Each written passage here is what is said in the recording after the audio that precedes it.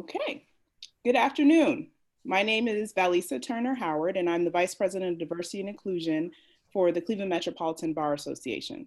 Welcome to our Real Talk, Cracking the Old Boys Network, Finding, Building, and Marketing Your Own Practice. The legal industry is driven by relationships, reputations, and networking. For women and practitioners who are Black, Indigenous, persons of color, and LGBTQ+, and others who don't have any easy access to the club, it can be much harder to build your business. REAL stands for Racial Equity and the Law. Real Talks are open public forums via Zoom and Facebook Live where the goal is to put talk into action. Sometimes working within the traditional system is not the best road to success. Today, you'll hear advice for finding, building, and marketing your own practice from our two speakers. First, we have Dolores Lola Garcia Prignitz. She's a partner at Ulmer in Berne. Her practice areas are complex business litigation, antitrust, consumer and commercial litigation, and government contracting. She is a graduate of Grinnell College and Harvard Law School. Our second speaker is Manju Gupta. She is counsel at Ulmer in Berne. Her practice areas are complex business litigation, corporate restructuring, bankruptcy and creditors' rights, government contracting. She graduated from John Carroll University, James Nance College of Business Administration at Cleveland State, and Cleveland Marshall College of Law. And without further ado, I will turn it over to Lola and Manju. Good afternoon, everyone. Thank you so much for having us. Let me just give you a little bit more, info about my background. And I'm hoping that things that have helped me through my career thus far will be beneficial to you. So I started practicing in 2003 at a mid-size firm in town. I practiced in commercial litigation, and I also, because I have an MBA, I was hired to assist the managing partner with some business practices and seeing how, pretty big decisions in firms are made. And so I was there for a number of years, and throughout that time, I thought about, okay, well, what are my next steps? Where do I want to focus? Because at the time I was a little bit divided between the two, kind of the commercial litigation and then the business of a law firm. So I decided that for my own career that I really enjoyed commercial litigation. And so I moved to another firm where that was more of their bread and butter than the first firm. So that was kind of, that was my career path. And I did that until 2009. And then the recession hit. And probably, most of you know that it's a pretty big deal in the legal industry. And the firm I was at the time got hit pretty hard. And so I moved to a larger firm, and I wanted to move to a larger firm with a bigger platform. And the opportunity that was presented, which I was very excited about, was to join a larger firm's restructuring practice. And so it was a different type of law, certainly taking some of my skills, but not, it wasn't to move into their commercial litigation group. And so when I was there, I had great experience and enjoyed doing that work. But between 2009 and 2012, unfortunately, the restructuring industry, I would say, went through a restructuring itself. A lot of mid-size, that's what we focused on, mid-size businesses. There weren't very many Chapter 11s back in 2012. Financing for bankruptcies was much harder to come by. And so really, all my friends in the industry, they saw, they were shifting jobs, there were a lot of layoffs. And so that was the time that I really kind of sat down and thought about, well, like, where do I want my career to go? Where do I see this going in 5 years? And during that time, I started doing more commercial litigation, which I had always kept my hand in. But I started working with someone that did government contracting, and I was like, I felt like this is something that I can likely build a practice around. And so we certainly can get into, you know, why that was and frankly still is later in the discussion. But that, you know, that's kind of my background. And then I switched firms a few years ago and I moved over to Ulmer. And, you know, at the time I had you know, relatively, I had a book, but it was not, by no means a large book of business. And I, since I've grown it, I would say, I mean, last year it was 6 times the amount of work that I came in with. So it's, so far, you know, it's been going well. So that's a little my background, and I'm going to turn it over to Lola to introduce herself. Great, thanks, Manju. And I will say Manju is definitely one of the most impressive business development people that I have an opportunity to work with. So, I'm very grateful that she's doing this presentation with me. So just in terms of my background, I started in 2009, which as Manju noted was a terrible time to be in a large law firm and a very tough time for the legal industry. And I actually started my career at a very large law firm. I think some of you guys know who I'm talking about. A very large law firm here in Cleveland, and had come in with the intention of being a transactional lawyer and specifically working in like capital markets. And that became, you know, a not a viable path forward at that time. And kind of by luck and happenstance and being an attorney of color, I moved into antitrust work and spent a lot of my first 5 years in practice dealing with antitrust, even though I was in the larger business litigation group at Jones Day. My focus was really in antitrust investigation defense, and I had the opportunity to work with some real giants in the field, but it was definitely not where I had seen my practice going. It was not what I set out to do. I never even took antitrust in law school. So just for the law students on, just because you take something or don't take it in law school, it's not necessarily going to be what dictates your career.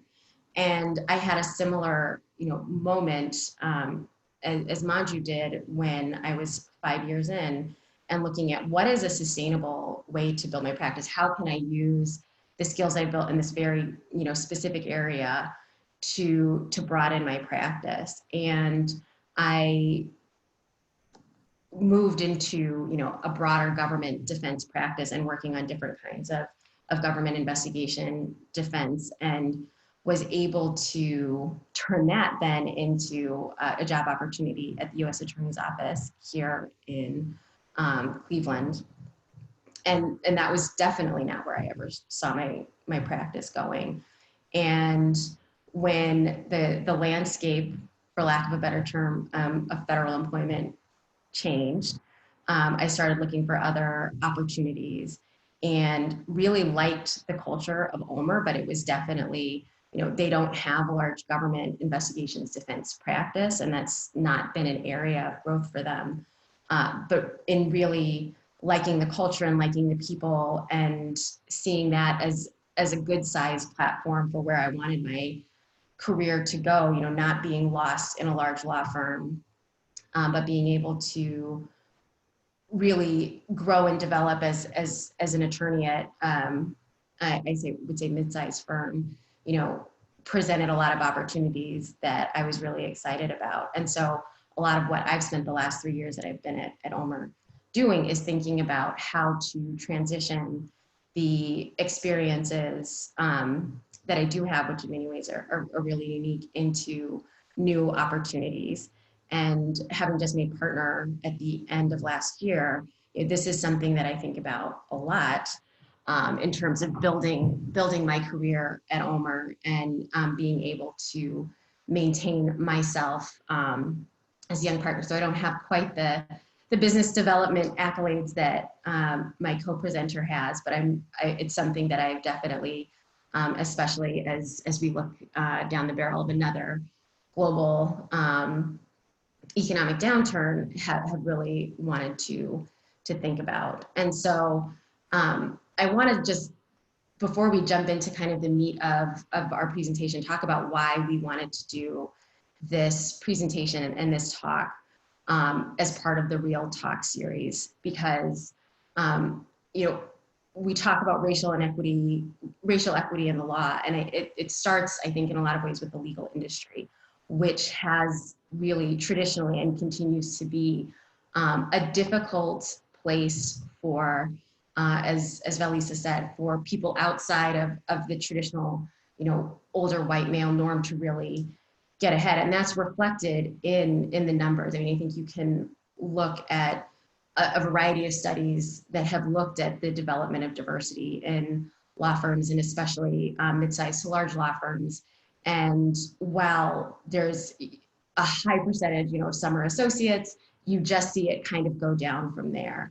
And one study that I thought was really interesting was one that the ABA did, looking at 25 years of diversity in the legal profession, and seeing numbers that were really stagnant, especially if you were looking at the partner level, and particularly in the equity partnership level. That there is just, the pipeline is certainly there, but for whatever reason, over generations of legal careers, is not translating into leadership and in that field.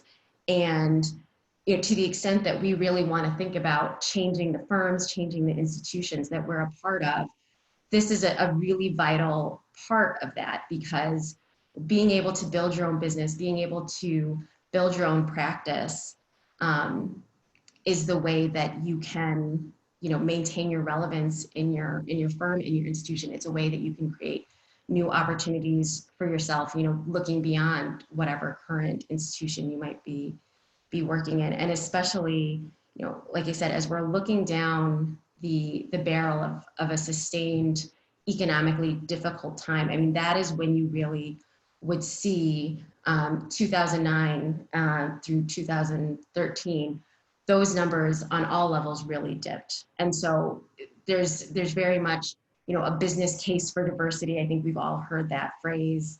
A business case for diversity when economic times are good and when firms feel like they have money to spend. But more and more, especially as we get into economically difficult times, diverse attorneys really have to make a business case for themselves to be able to stay relevant and to be able to, guide their organizations. And this is one part of that. So dealing with the realities that, bringing in money, bringing in business, that's what law firms do. And making sure that the people that are bringing in that money and that business are people that can also drive and guide change within their institution, so that, hopefully, maybe the last 25 years was rough, maybe the next 25 will be better, but it takes, I think, a different level of intentionality for attorneys, especially in Cleveland, where there are such tight-knit networks that traditionally, have not been accessible to attorneys of color and women attorneys. And being able to find different routes and ways to break into that takes a level of intentionality, like I said, that you have to start thinking about early on in your career. And thank you to the CMBA for giving us a list of the people that are coming, because we know that on this presentation, we have a range of experience levels and people at different levels of practice. And it's something that at every level of practice, you need to be thinking about and being really intentional to be able to grow your career. So I see we have a question in the chat. And that does bring me to my next note, which is I think Zoom presentations are tough. We all know that now, 6 months into COVID. So Manju and I really want this to be as conversational as possible. So please ask questions. Valissa is here to make sure that as questions come in, we can address them and hopefully have this be a much more interactive presentation as much as we can be given our technological limitations. So to that point, before you jump in, I'll just read this question and you can weave it in somewhere since we got one right at the top. Many who have left large or medium firms to go out on their own indicate that in terms of billable work, the amount they need to do to cover their nut is a lot less, but they do more admin work, marketing, etc. Please comment on law firm culture from a D&I perspective. I'm sorry, please comment. And then secondly, please comment on law firm culture from a D&I perspective, i.e. mentorship of women, and those of color. It is often said you cannot be what you cannot see. So those are two different things. Well, thank you for those comments. I mean, I do think this is something that we're going to be talking about throughout our presentation. Going to the importance of why minority and women attorneys really do have to try to be intentional about building up their practice, because I think we can say we all have a real goal of being able to mentor people behind us to make sure that if we're the first of something, we're definitely not going to be the last of something. And that goes to, again, being able to propel ourselves forward in a way that is oftentimes on a different path than is traditional. So I think, it is interesting and important that law firms do speak to valuing diversity, valuing inclusion, but a lot of those same firms have reflect the industry as a whole, where there are a lot of people coming in at the junior levels, and then it just dwindles as you go forward. So I think, the thing that we can do right now in all of our respective firms is be thinking about building our careers and building our practices within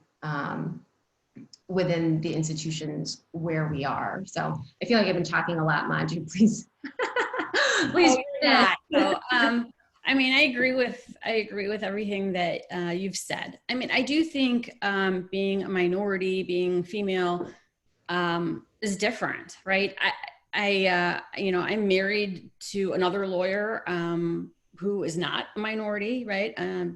Blonde hair, blue eyes. And, I guess, and throughout my career, I've seen this. I think a lot of times when I walk into a room, and this is sometimes internally and also certainly externally, right? So within a firm, outside of a firm, I think many times when people meet me, it's, well, I don't know, you're going to have to prove that you can do the work, right? You're going to have to prove that you're capable.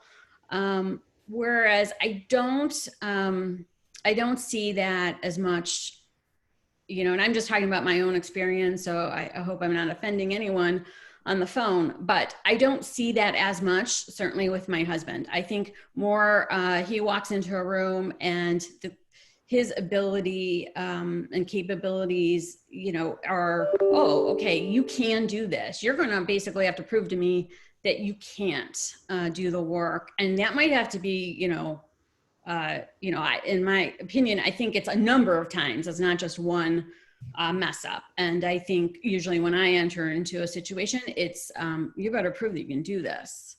So I think, for minorities, I just think where we start is a little different, but that is by no means that you can't, unfortunately, I sometimes think it is what it is. So I have focused more on, okay, I'm going to do really good work. And then, I wanted to have my own practice and have my own clients so I could have some say, right, in my life, which I think at most firms, I mean, if you have business, it certainly helps you, because you're not waiting for someone to say, oh yeah, you can take that vacation, or you can't, or I'm going to weigh in on that. It's like, all right, well, I'm bringing all this to the table. You do have a little bit more of a say, certainly. Absolutely. So I think that segues nicely into, what does it take to develop a practice, and when do you start thinking about it, and why are, a lot of times more niche or specialized practices ways that women and minorities can kind of navigate that aspect of the industry. you know, it does go to being able to, you know, really develop expertise and be able to say, I do this. You know, a lot of times when we're thinking about these networks, it's like, oh, I have some litigation. Who are the litigators I know? And when you're looking at, if to the extent that you can define yourself, much more clearly and much more specifically, when someone has a really particular need, that list of, oh, who are the commercial litigators I know, which in the town of, city of Cleveland, which often feels like a small town, that's a lot of people. I think, other advantages are just, we've heard so much about building a brand and building a personal brand. And that can be, I think it's important for that to be subject matter oriented, because you don't necessarily want to have a brand that just fits with, or that is just, I'm an Ulmer attorney, or I'm a litigator, but is really specific to you, so that when you when you're trying to think about how you market yourself, and when you're trying to make sure that you're at the top of someone's mind, there's a really clear, clearly defined, this is what this person does, beyond just who are the people that I know that can handle this. But that's a long-term effort. That's an ongoing effort. And so we'll just start at the start. So yeah, Lola, let me, if you don't mind, can I just jump in for a second? Please. So, almost, for the most part, almost all my clients, they at least initially contacted me because of my niche. So I think it really is important. And again, sometimes I think, all right, well, maybe because, I am a diverse candidate. I mean, that was something that I always had, at least in the back of my mind, that marketing for me might be a little bit, in developing a practice, might be a little bit different than for someone else. So I, and because there's advice that goes both ways, be a generalist. And for me, I kind of thought, well, why is someone going to pick up the phone to call me versus even someone else at my firm, or, someone else in another firm? What makes me different? So I think, personally, I've had pretty good success with that. Like building something that's just a little different, and then you're not competing with all your peers, and it's like, this is what I do, and it's different and it's unique. So I strongly suggest that, but especially I think for minorities. So Manju, I think that dovetails nicely with, how do you identify a practice that you can grow in that way? And I think, maybe now would be a good time to tell everybody a little bit more about why you specifically picked government contracting. What really stood out to you as a place that you could grow in that area? Sure. So at my last firm, I worked with someone that did government contracting. I thought it was interesting. So I actually reached out to her back in, I don't know, probably 2010. And I said, oh, I want to introduce myself. She was in a different office that I was in, and started doing some of the work, and I enjoyed it. So one of the things that, I thought about is, right, I have a background of commercial general litigation. And then I had the restructuring Chapter 11 experience, which is, right, it's the bankruptcy code, right? It's primarily based on bankruptcy code. So it's highly regulated. And then I thought about, okay, what do I think are my strong? What am I good at? What are some of my weaknesses? And I also thought about who gives out the work, and do I think I'll be able to get the work? And what I mean by that, restructuring is a little bit different than litigation, but the bankruptcy bar is small. Certainly small in Cleveland. I think it's small in most cities. And, I thought, generally that work, not always, so I'm just speaking in, general. but generally that work goes to more senior people in the group. Even, you know, I saw it many, many times because it's all referral based. So I thought, well, I mean, this is going to be a long haul before I really start getting clients of my own. And again, the restructuring wasn't busy either. So, I mean, that was another consideration, but, and so I thought about what, you know, when I did government, when I started doing more government contracting, I saw the types of clients, that the lady I was working with, the partner that I was working with, what she was able to do and how she was able to grow it. And I thought, oh, I think I can do this, more so than, you know, growing a really successful restructuring practice in Cleveland. So I think it's skill set. It's also geography, right? I mean, if we were in Delaware or the Southern District of New York, where a lot of Chapter 11 cases are being filed, you know, maybe it wouldn't be so much of that. But, you know, I kind of just looked at the whole thing globally and said, all right, how do I think I'm going to have a practice where I'm not someone that, or at least hopefully not someone that when I'm, you know, in my mid 40s or 50s have no work to do, because I've certainly seen that in my career.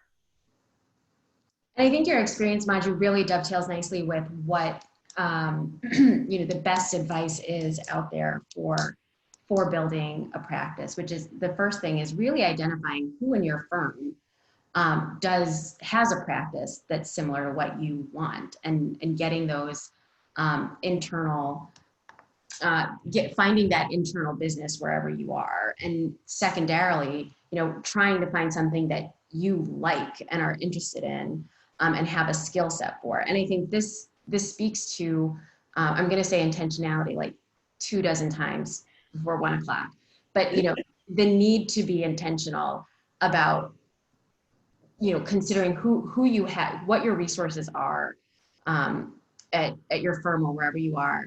And then understanding, you know, doing the self-reflection of, you know, what are my skills? What are my strengths? And what are my limitations, and how do I address them? You know, I know, you know, I really like litigation. I think I'm pretty good at it, but what, you know, where do I have blind spots, or where do I have, you know, things that I can build off of? And do I have internal resources that can help me do that? And I think finding someone senior to you is, especially for the younger attorneys, and people who are closer to the start of their careers on this call, that's really the first question you ask is who do I see, not necessarily that looks like me, but who has a practice that I think I could, you know, do well, like be happy in and grow in. And then what are my skill strengths and limitations to actually pursue that growth? And then I think, you know, as you advance in your career, you ask a lot of the same questions, but with the client context that you have. So when you're, you know, 5, 6, 7 years out and are having more regular client contacts, you know, are you listening to what their needs are? Are you identifying, you know, listening to them and saying, you know, this is where we don't necessarily have somebody that we think of right away, or these are the issues that are new and coming down the pike that I'm having to deal with. And it is a lot of the same, like, you know, listening, thinking, reflecting on what you can actually help with, and then going forward and really trying to build that. So, You know, and I'll add in there too, just because I see a question posed. It says, what have you done specifically to assimilate yourself into the old boys club? But I would say, I mean, listen, you know, I mean, I've tried to certainly fit in, and I have had friends at all the places I've been, but I guess like I'm not, right? I'm not male, I'm not white, I don't really like sports. So right, there's a lot of things. And so I have, through the years, have figured out, for me, I have to be myself. And I think that works the best. And I think that, I mean, generally, I think people that, I mean, I've read many, many books on business books and how do you succeed and how do you do things. And one piece of, I think, advice that keeps coming up is like, I mean, you have to be like authentic to yourself. And so I guess personally for me, fitting into the old boys club, it has never worked. Because I'm just not, I don't look it, I don't speak it, I don't act it, right? So, and there was a period of time that I was uncomfortable, and I would try, like when I would present, I would try to present like, someone else in our group, or I would say, why can't I be more like this? And I think that's really the wrong, in my opinion, wrong, kind of like the wrong question. I think you have to get comfortable and hone in on your own skills. And if you're not at a place that you're comfortable, I mean, maybe it's not the right place, but it's something to reflect upon. Because I would say our firm is really good. We have, you can be successful, I think, at Ulmer in all, we have females, we have, so gender, sexuality, religion. I mean, none of that, you can be yourself and be successful. Definitely agree with that. I mean, I think there's a reason that when Manju and I were bouncing around ideas for the title of this, that we called it, cracking the old boys network, as opposed to, fitting in or infiltrating. It's really about, how do we not necessarily assimilate into the networks that already exist, as much as how do we find a place for ourselves in the networks that exist, and how do we find a place for ourselves in the industry that we've chosen, which is, I love being a lawyer. I don't think at this point in my life I would do anything else. But knowing the kind of limitations within that industry, how do you find and build and really build a place for yourself? And just speaking to the authenticity piece of what Manju's talking about, I think that the most important thing is to be doing something that you love. And that's kind of the last part of finding a practice and identifying a practice, is like, what do I actually really like doing? What can I stand doing for 10 to 12 hours a day for the rest of my working life? Because if you find, work that you like and find engaging and, find really, at the end of the day, really fun, that will make all of this a lot more pleasant. It will make it a lot more fun. It will motivate you to continue to grow and learn if it's a subject area, or whatever that you are really personally excited by and really engaged with. And so I think that speaks again to the self-reflection. What do I really like doing? Like, if you hate writing, like, don't be in an appellate practice. Don't be in a practice that's primarily in federal courts. If what lights your fire is incompatible with a practice group, it doesn't matter how much growth you see in that area over the next 10 years, you're gonna hate it. And if we're talking about ways to keep people in the profession, trying to jam a square peg into a round hole for a decade is not the way to make sure that you're one of like the 7 or 8% of minority women who stay in big law after 7 or 8 years. So I think that last piece of finding what you really love is really important. So you found what you love. What do you do next? Well, I think just to add a little bit to that too, one thing, especially I think during the quarantine, I spent some time, because I would have friends that would say, I hate working at my house. And as time kind of went by, I thought, well, I mean, I don't love it, but I'm an introvert. So I think it's like, even those things sometimes can play into, what are you going to really, what kind of practice will you enjoy doing? Right. I mean, we've had some litigation where it's like huge teams, and, do you like that? Or do you like working on small groups? Or you like working on your own? I mean, those are all different, I think can be different practice groups as well. So it's just something to consider. For sure. I love being on a team. That's one of the best parts of litigation. And I like few people. Yeah. Few people. I like being alone. Yeah. So, So, yeah.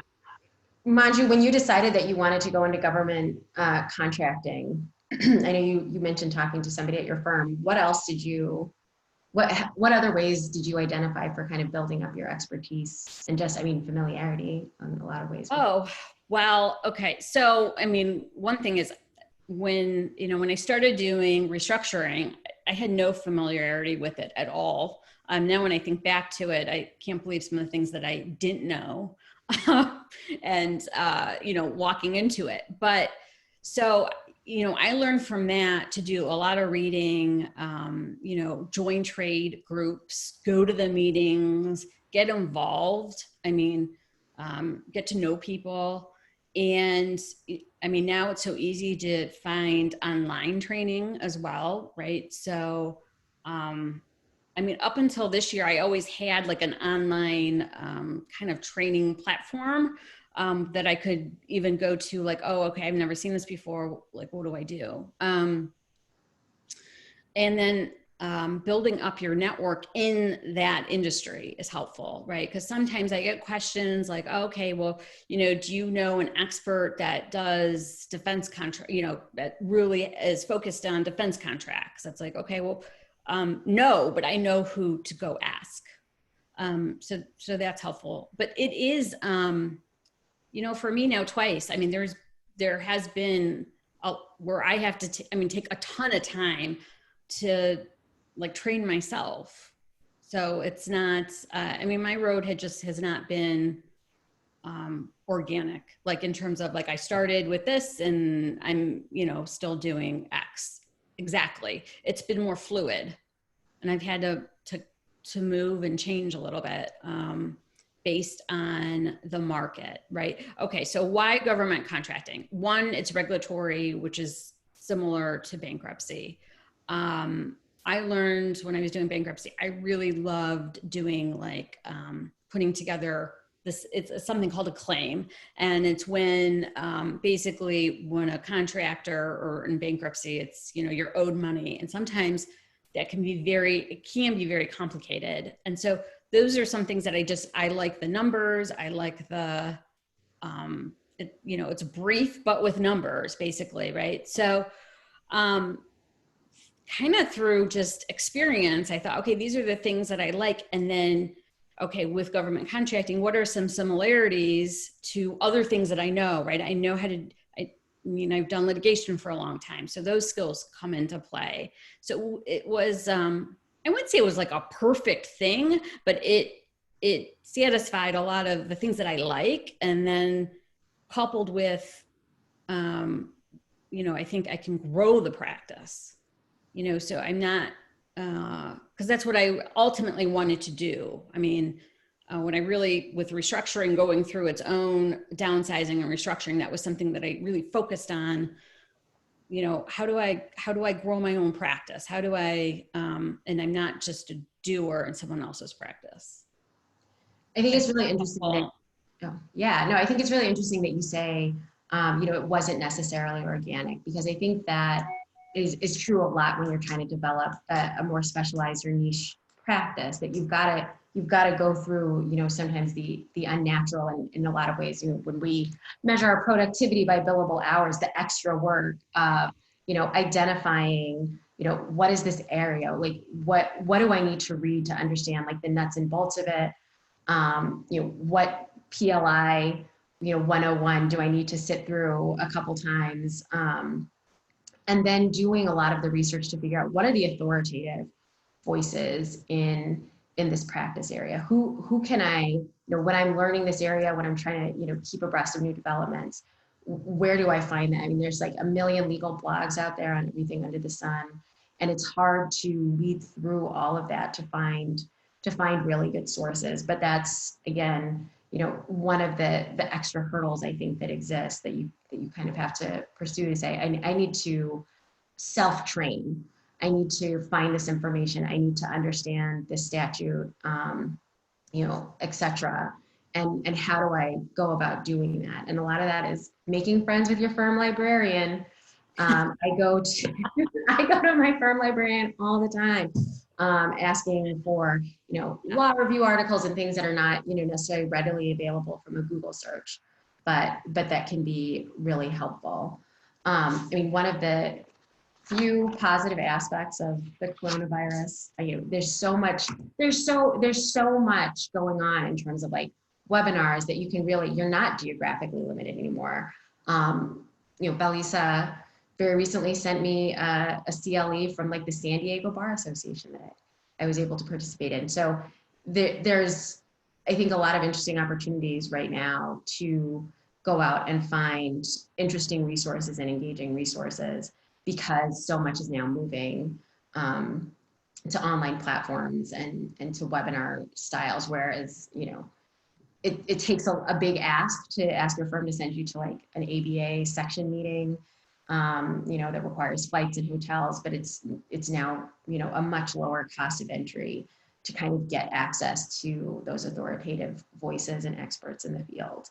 So, go ahead. And sometimes, I've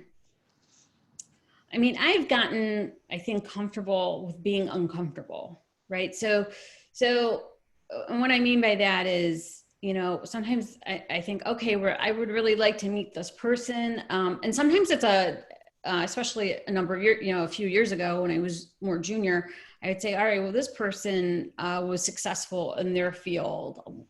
Let me ask them if they'll go to lunch. And that's flattering. So a lot of people will take you up on it, and then you have another resource. I sometimes have to do that with even meeting new clients, right? Or putting myself into like, oh, I don't really want to go to that, that networking thing because I don't know anyone, but I'm just kind of just getting comfortable with being uncomfortable. And I don't mean like severe uncomfortable, just like, okay, this is outside of my comfort zone, right? Like I'd much rather read a book at home, but that's you can meet a lot of interesting people that then you'll have as a reference. And I've had people say, hey, if you have a question on that, please call me. Like, I don't mind sharing that with you, or so.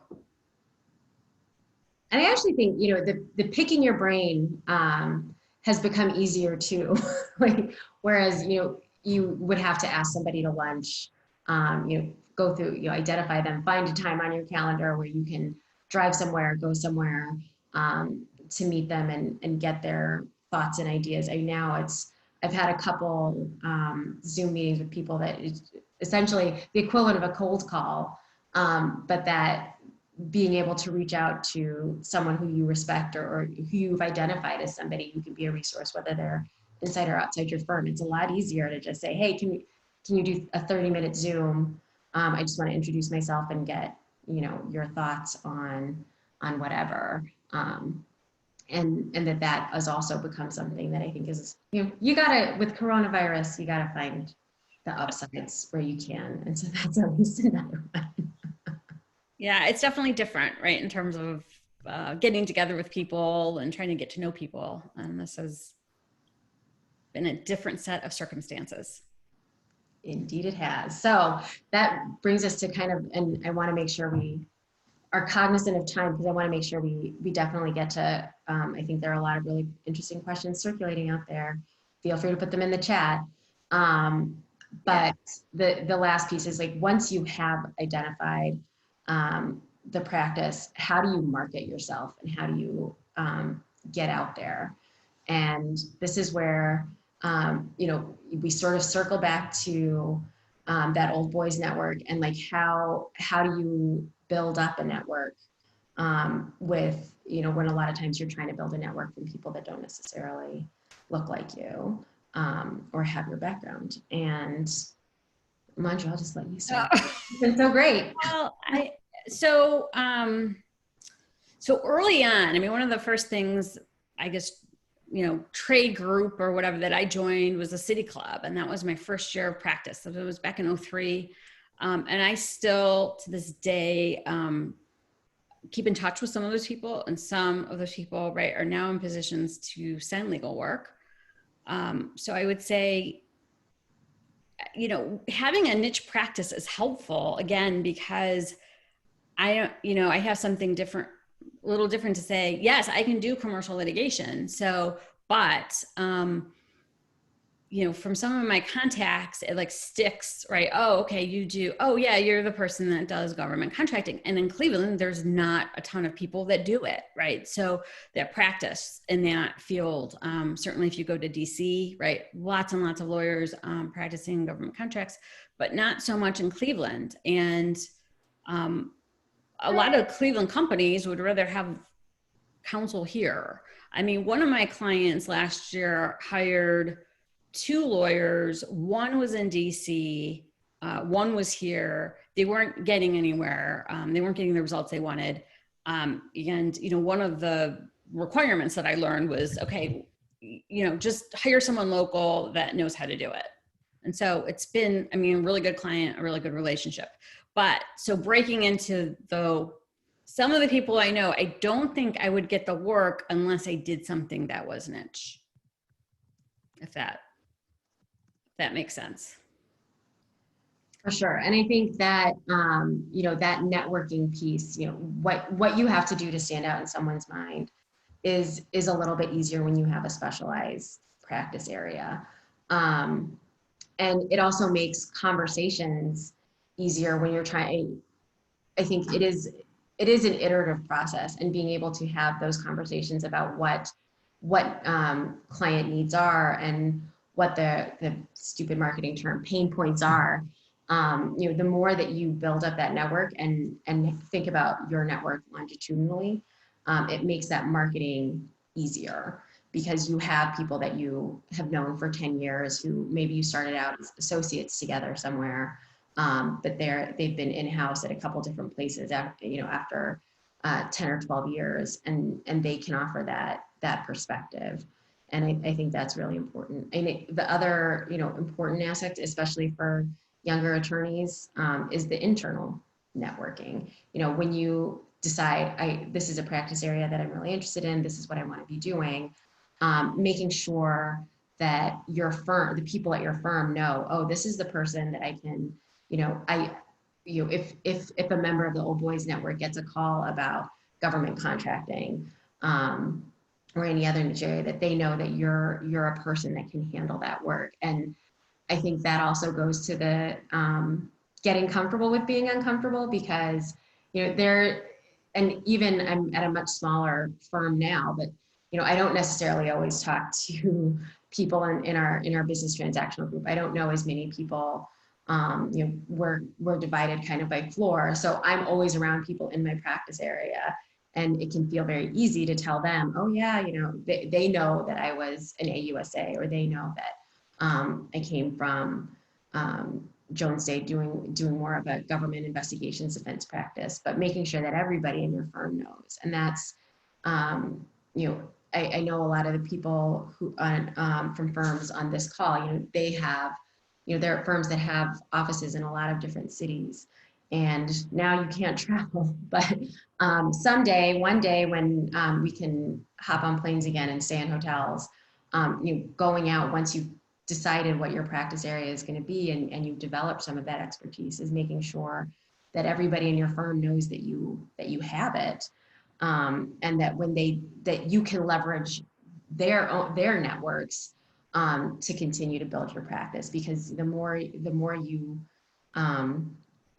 get, you know, the easier it is to build. And so once you get a few cases, and most of the time that's going to come, your first opportunity at something is going to come from that internal referral network that you have at your firm. So I see we have a question. Okay, let's see. What are some specific things you have done to market your practice? Okay, so one, I've reached out to people I went to law school with, that I've kept in touch with, but, you know, maybe, hey, maybe they don't know exactly what I do. And so, you know, we'd go to lunch, and I mean, that was one of my first larger engagements was with a company in town that I went to law school with someone that is pretty high up in the legal department. And it was like, okay, actually, he called me, I think a week after we went to lunch and said, I actually have something. How weird is that? It just came up. And then from that, right, it's you do a good job, and then those people introduce you to people. So, I mean, so that for me, that is one way, is through other clients. I meet new clients. Another thing is writing. That, like, for me, I'd much rather go to lunch with someone or drinks. Now, this is obviously pre-COVID, than spending, write an article. It can take a long time to write an article, or, you say, okay, I'll talk at that seminar. Who's going to be at the seminar? Is it, it depends who's the audience, I think, as to see if it's going to be worth your while to speak. Because all these things take time. And to me, that is the one thing, we don't really have enough of, is time. So I have to use your time wisely. But, and I think there are things that I can do a better job at, being on LinkedIn. I'm on it. I don't post very often, but I think I could do better at that. So, and then even internally, like Lola was saying, even, going through who are clients at the firm, that would fit into your, they have the type of work you're looking for, maybe go ask the attorney who has that relationship if they're willing to introduce you. And in law firms, at least in my experience, right, some people are very okay, yes, let me introduce you. And some people are a lot more hesitant. So it goes both ways. I mean, it's definitely worth a try, and that's definitely a good way to build your practice as well. Yeah, I would say the marketing to your law firm, your law school classmates, is great. I mean, for a lot of the people that I went to law school with, being a litigator in Ohio or even being a litigator in the Midwest is a niche practice area on its own. And so making sure that, for all the law students on this call, on this Zoom, making sure that you maintain connections. And there are a lot of people that, I would go years without talking to them. But being able to, have a drop-in email, when they change jobs, or when you see on Thank You Facebook that they have a baby, that you can kind of drop in every once in a while. You don't have to be, creeping on their LinkedIn feed, but maintaining those connections. And I think that's really true, even at the beginning of practice, where I started, the associate attrition rate is pretty high. And a lot of the people that I started my career with as a junior associate are now in-house. And having the first time that you reach out to somebody be, oh, I saw you're in-house now, want to go to lunch, is not the most flattering. So, thinking, again, being intentional and thinking about, the next 5 or 10 years, not just in your practice, but in your network is really important too. Your life. I mean, I don't interrupt. I think, there are people that I am good friends with, and they are high up, they're in-house, and I haven't gotten work, and that's okay. But I enjoy their company. So I think that sometimes gets lost on lawyers, maybe people, right? People can tell if don't really have any interest in them, but for the work. So I would say, be authentic. Yes, right. When you're looking to meet people, yeah, sure. I mean, there's a business connection, but then sometimes, maybe in a few years, they still won't send you work. And it's but I really like you. So, and then maybe they will. I mean, this is, I know, very kind of, but I really think being authentic is important. And I think you're not going to click. No one's going to click with everyone. So, and my feeling is if you really don't click, I mean, you might get work, but the likelihood is probably no. So We had a nice question. question in the chat. Are any of you moms? Oh, sorry, Billy Sarita. No, Yeah, go ahead. I saw that and I just wanted to jump on it because yes, I am a single mom of 2 young children, and if you are answerable, like if you are answerable to your own clients and on your own matters, it is infinitely easier to navigate working motherhood. It just is, and to me, that's one of the biggest motivating factors for continuing to build my own practice and my own client base, is so that I can have that flexibility. The fact of the matter is, if you're always answering to a senior partner in your firm, your flexibility is going to be a lot less. If you're, you still have to be responsive to your own clients, but it is a different feel. And the more business you have, the more say you have. And I think Manju said this earlier, and it goes, I think, quadruple for moms. Like the more of a say you have in your own life and in your own destiny, the better. And that, when you want to be able to leave at 3:30 to take your kid to dance, it's a lot easier to do that if you're not always waiting for a senior partner to pick up the phone or stop by your office and give you work that he's brought in. So I think it to me, it's just being a mom and being a single working mom it's an extra motivating factor to build that practice and build my own practice and build my own client base, because that is the way in a large law firm that you can get that flexibility. So I have one more question and then we will wrap it up. In the current climate, has being a woman of color been a plus for you in growing your practice? In other words, are businesses and clients putting their money where their D&I statements are? I think this is in one of the things articles I was reading when I was looking to get ready for this presentation, is the fact that for 60% of corporate legal departments that say that diversity and inclusion is important to them, don't have any minority billing attorneys. So I think I actually am optimistic that there is a corporate shift now in interest in racial justice and racial equity that hopefully trickles into makes it, I shouldn't say trickle, I'll be more positive, that makes its way into, that barges into corporate law departments. But I think that's not something that you can really take for granted. Like, oh, I'm a minority woman, and so if this corporation says, or this RFP says that they want a diverse team, that means I'll get that work. I mean, I think it's still, and when you hear from people in corporate legal departments, they're answerable to people as well. And it's like, do we have somebody that has the expertise? Do we have somebody that we know can do this work? And if you can say, I have this practice, I have this experience in this practice, that's, I think you really have to think of that as the baseline. And if you can say, and I'm part of a team or would be, would be a nice, cherry on top for, the diversity and inclusion stated goals that you have.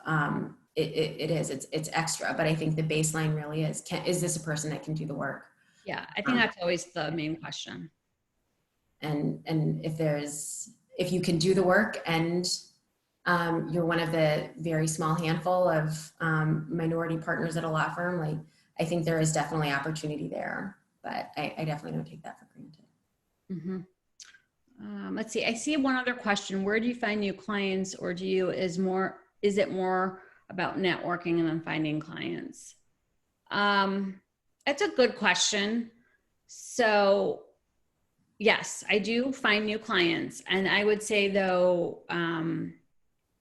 thus far, it's largely been by referrals. Thus far, for me personally, so I might go to a networking event and meet someone that will introduce me to someone else. So you know, and I've gotten cold calls too before, you know, for, okay, we're looking for someone in Cleveland that does this type of work. So I don't know. I mean, I think at least I can't say that it's like, oh, well, I do this and this always works. That's kind of, I think, getting your, like maybe your reputation and your name out there.